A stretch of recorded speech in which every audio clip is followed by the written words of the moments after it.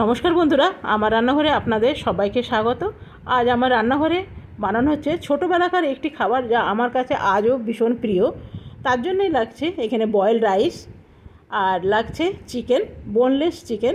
চিকেনের জায়গায় আপনারা চিংড়ি মাছ নিতে পারবেন, নানা রকম সবজি দিতে পারবেন, ডিম নিতে পারবেন। তবে আমার কাছে চিকেন ছিল, চিকেন দিয়েই বানাচ্ছি। ছোটোবেলায় আমি যখন স্কুলে যেতাম, তো আমাদের 10:30টার সময় স্কুলে একদম বসে যেত। তো ঘর থেকে 9:30টার মধ্যে বেরোতাম। তো মা ওই আলু ভাজা ডাল ভাত বা আলু সেদ্ধ ডাল ভাত, এর বেশি কিন্তু করে উঠতে পারতেন না। তো সেই খেয়েই স্কুলে যেতাম। আর স্কুল একদিনই ছুটি থাকতো, সেটা হলো রবিবার। শনিবারও হাফ ডে হতো। সেই জন্য দুপুরের খাওয়াটা বলতে পারেন আমাদের কাছে কোনো দিন হতো না, একমাত্র রবিবার ছাড়া।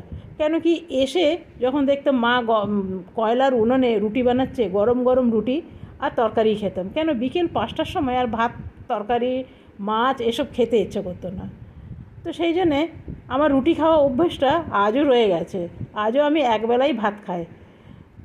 তো একবার কি হয়েছে, মায়ের শরীর খারাপ হওয়াতে মা রুটি করতে পারেনি। মা বলল, কত মিনতি করে বলল, দেখ আজকে তো রুটি করতে পারলাম না, তোকে একটা জিনিস বানিয়ে দিচ্ছি, বানিয়ে দেওয়ার পর দেখবি সবাই তোর প্লেট থেকে ভাগ বসাবে।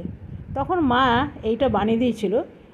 মা বানিয়ে দিয়েছিল ডিম দিয়ে, কিন্তু অসাধারণ লেগেছিল। আজও আমার ভীষণ প্রিয় এটা। মাঝে মধ্যেই যদি ঘরে ভাত থাকে, তাহলে আমি এটা বানিয়ে ফেলি। তবে এটা এক একজনের হাতে গিয়ে এক এক রকম নাম হয়েছে।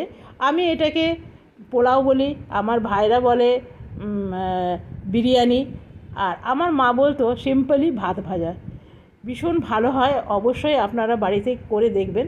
আর আমাদের মাঝে মধ্যে মা স্কুলে টিফিনও দিত, তখন এই মাছ মাংস দিত না, সবজি দিয়ে দিত। সেটাও কিন্তু খেতে ভীষণ ভালো হতো। তো বন্ধুরা, কেমন লাগলো অবশ্যই জানাবেন।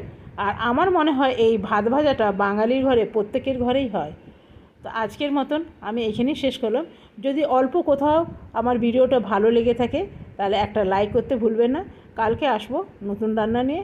আপনারা সকলে ভালো থাকবেন, সুস্থ থাকবেন। Thank you, bye by.